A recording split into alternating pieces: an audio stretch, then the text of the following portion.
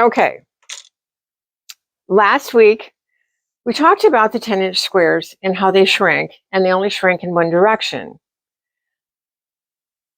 And we tried to explain, but evidently not very well, because I think that was the biggest question that I had last week with, well, how do you pre-shrink your 10-inch squares?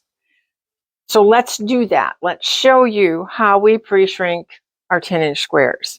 The first thing I've done is I've covered my wool mat, because that's what I use here in the store. I just took a solid white piece of fabric. Use whatever you have in your scrap bin. If you have leftover muslin, whatever you have, cover your ironing surface. If you're using a regular standard ironing board, you probably wouldn't have to, but this saves washing. Again, I use a great big beach towel. Yes. I spread stuff out on the beach towel, or I take last week's sheet, throw it down on the floor, spread all of it out over the sheet, and then I spray with the Eggcorn and then press so that I actually get the overspray. It doesn't end up on my floor. So a 10-inch square, I'm just going to turn it right side down on my mat. I'm going to do a whole bunch at one time. I'm just going to take my acorn and I'm just going to mist. Oh, that's a good shot too. Can you really see the mist come out? It showed. Okay, so this is what I do at home. I just take them off the stack and I just keep going, one after the other. We won't do them all, but one pump and I got the whole thing covered pretty much. If you want a little more, do a little more. It's up to you how much you want in this. So once I have these all done, I'll spray them, my whole 10-inch square. I spray them all at once. Just get it done. I set them aside. By the time I'm done with the last of the 42, I can go back to the first one. Just flip the stack over, yep, lay it down. Just flip the stack. Yes, exactly, Gabe. Flip the stack over, lay it down, because now you're going to press on the right side. I do anyway. Mm-hmm. And you're going to let your hot iron, it's on the highest setting, which is cotton linen. And I'm just going to press them. I am not going to, oh, I got the overspray on the table. Don't mind me. There is a little overspray, and you really can't help that. It's a really fine mist. If you use a fan in your work area and the fan is blowing around, it is going to move the mist around a little bit. So it is what it is. It's a great product. It can be a little sticky sometimes, but you need to wipe it up right away. Yeah, I just when I'm done at home, I have one of Glenn's old t-shirt rags that I use to clean off the bottom of my iron. I just wipe off my whole counter area, and I'll actually wipe off the threads on my my wool mat too. Is that Willow? It is. She's okay. She's all just right. Being noisy because we're talking. Willow's just, wants attention this morning, so we're good. So once you have those done, you may want to put a second coat on. You'll be able to tell. Do a few to start with, and if you need to spray more than I just did, do it now. Okay, so once you've done that, you need to check your sizes. So I can even do this one. This one, it will even work that we just did. So I'm going to set that off because I want to get burned. I'm using a 10.5-inch square. Gabe said that these are hard to find online, but they are in the system if you want. I'm using the 10.5 instead of the perfect 10 because it also has my 9.5 on it. It has my full 9 on it. So I can judge. It has the 9.5s or the 10.5s on one side, and it has the solid numbers on the other side. So what I'm going to do is I'm going to put my square in the corner of the 9.5 because it has the 1/2-inch seam guide on it. And Gabe will come in close, I'm sure. So what I'm doing, I'm going to turn this around because I want it at the top for you. So what I'm doing now is I am placing my grid in the corner of the 10 because I need to see how much this has shrunk. And as you can see, it hasn't shrunk anything this way, but look, it has shrunk 1/4 of an inch. This one is not bad. I have had some of them shrink a ½ inch. So this is going to affect how you make your block. The next thing then you're going to do is you're going to determine you're going to make stacks. Which ones are right on, if any of them are, and which ones are off. You need to know. And then the second thing that I do is when I restack them with the short edge going to the top. I don't want to have to keep looking for the short edge when I do the next step. So I'll just clip them in place, making sure that I know which is the short edge. And this one I know is the short edge. So I'm going to take this over to the cutting table. And the next thing I want to show you is I have cut a 10-inch background. This is a 10-inch background. I'm going to line these up together. And again, you can really tell that they're off. You're going to turn them over. I cut on the back for some reason. It's just my personal habit.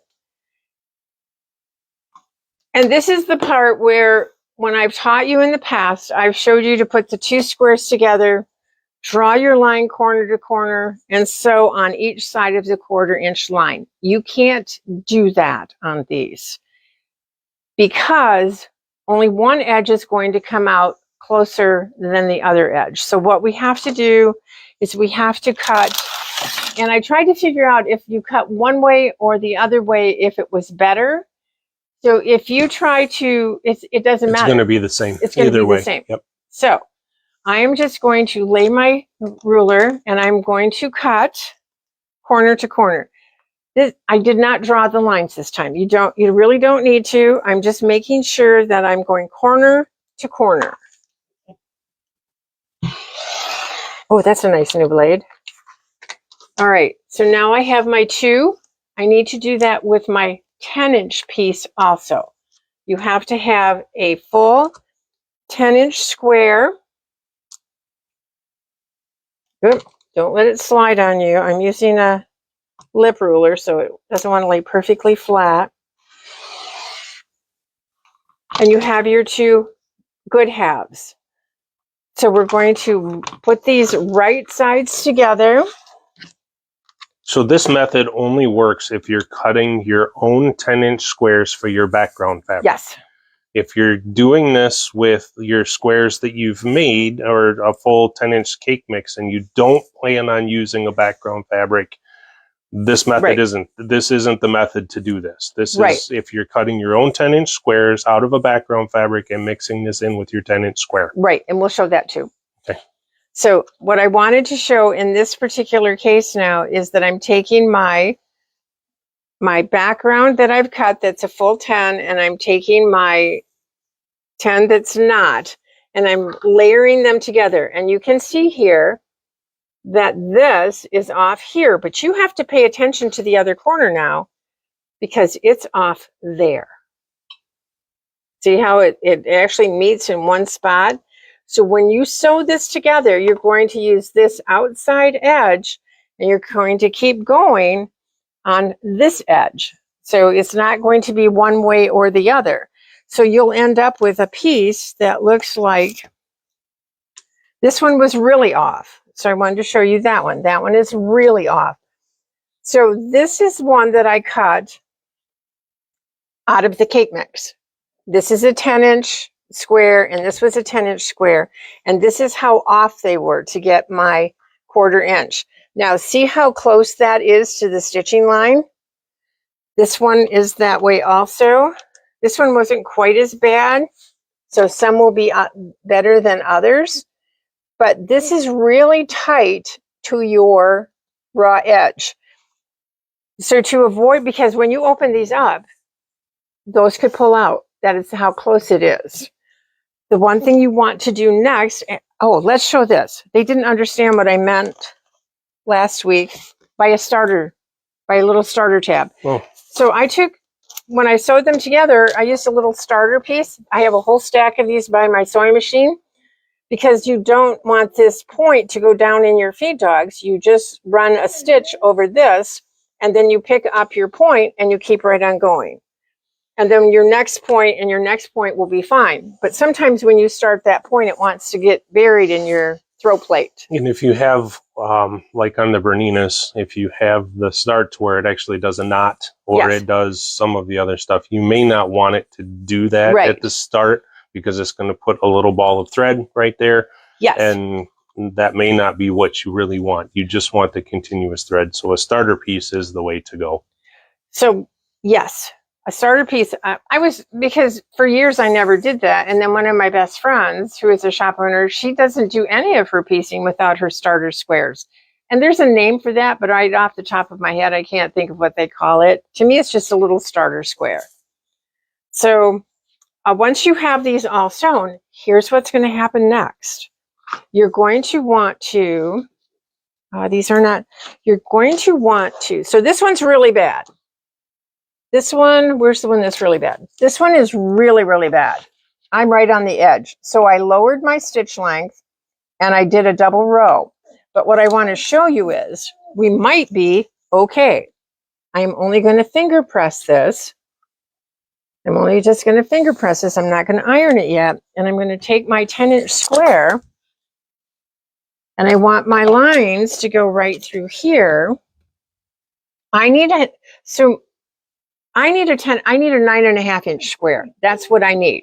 I need a finished half square triangle that's 9.5.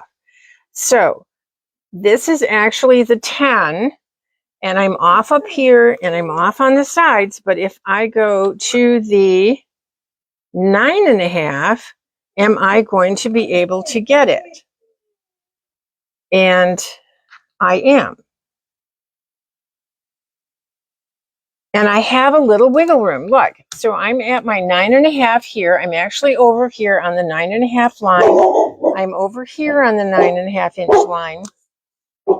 And I'm up here. So what I can do now is I could go back and take just a little bit bigger bite out of my seam.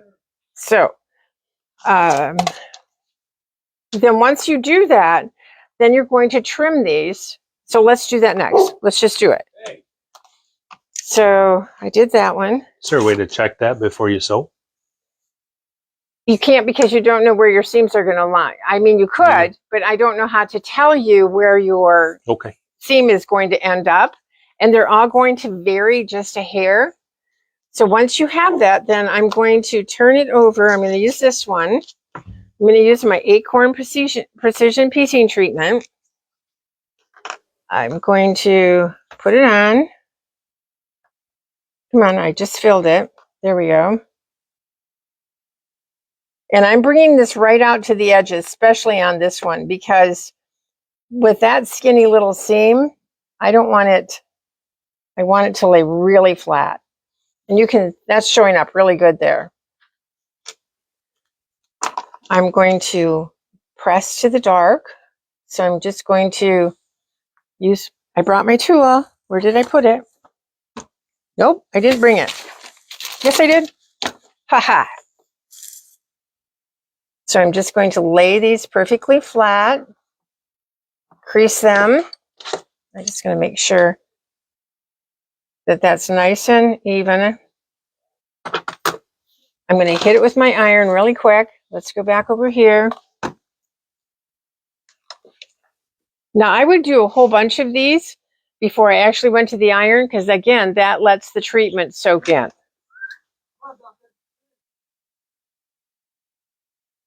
Okay. Nice. Wow, that's a beauty. Sometimes with the metallic, your seams are a little bit thicker, but that's a beauty. All right, so now what we have to do is make sure that we're at a 9.5. And I'm going to lay my line. That's why you need to have one that has, we're going to scoot it up. This is going to be really tight. And I don't have a full 9.5. Yes, I do. Hang on. It's really tight, but it's here. Now I'm going to trim this one. And there's just a few little pieces that came off. Let's turn it around and make sure we have the 9.5. This is what my pattern is calling for. If you are doing other patterns, you will have to check your pattern and make sure that you are getting it done. That looks good. It's just meeting the edges, but it's there. Just a few little threads. From there, we need to cut this up. So my pattern's calling for 4 3/4. So I'm going to measure in from the side 4 3/4, and I can get it on these pieces. 4 3/4. I'm just going to do one. 4 3/4. Double check 4 3/4, because to me this always looks bigger, and it shouldn't be bigger. It should be 4 3/4. So we're going to cut it that way. And I'm going to double check and make sure that this half is 4 3/4. And it's right on, just a hair skinny, but we can work with that. The next thing we need to do is cut 4 3/4 this way. 4 3/4 this way. And it should kiss that corner. So now we have 2 sections. Let's do one more. 4 3/4. So all of you have jumped ahead in your head and are asking, okay, what if I can't get my 4 3/4? What do I do? Look at your pattern and determine if you can cut your blocks down a little bit. So if I can't get my 4 3/4, I'm going to go to a 4 1/2, because all of the blocks in the pattern that I'm using has to be either 4 3. It has to be a 4 3/4. But if I lower them all just that 1/4 inch, because I know I can get a 4 1/2 out of my blocks and be consistent, because you've got this whole 10-inch square cake mix that you need to cut up all into 4 1/2 inch or 4 3/4, which is getting confusing for you, I know. So I have all of these. Half of them meet the 4 3/4, and the other half do not. So I'm going to take, and I'm going to cut them down. I'm just going to cut them down. It's not a big deal. If I'm off a 1/4 inch in the grand scheme of things with my big block, as long as the whole project is the same, it will work. I'm going to use my glow ruler today, because on this white mat, this really shows up. So I have my diagonal line. I have my 4 1/2 inch mark. I'm going to lay these right on there, and I'm going to go right to my corner, because I know that I've got to square these up. Look at that. Isn't that beautiful? Here we go. 4 1/2. Here we come. And I'm going to do this with all my blocks. So here's one of the solid ones. I am going to go to my 4 1/2. Now there are some patterns that you're going to be working on where they say that you need your full 10-inch square.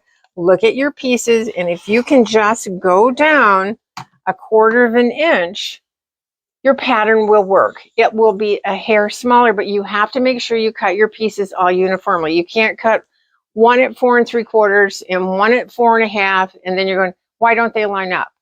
If you're going to trim your blocks down, trim them down all down equally, all the way around. You can't just do it on one side. So that's how you cheat using these squares.